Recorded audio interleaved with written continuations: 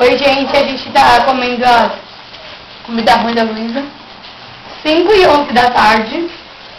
A Rê veio comer brigadeiro aqui, tá? É a primeira sobremesa depois do almoço, sabe como é que é, né?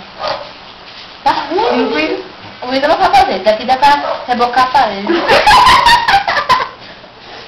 Dá pra juntar o chão. Dá pra fazer massa pra colocar cerâmica. Sério.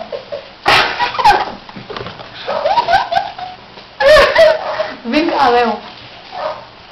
Deixar no início. Léo. Você ama Bruno? Quem? Deus é mais, acho. Raíssa, a gente te ama. Que saudade.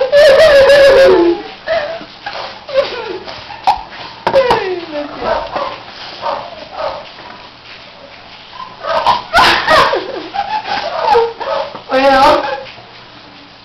O Léo também tá. Não, imagina.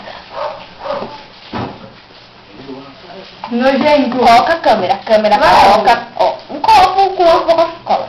Ou seja, é bom, né? Que... Tchau, gente. Beijo. Fica lá, me liga. Certo? Hã? Uhum.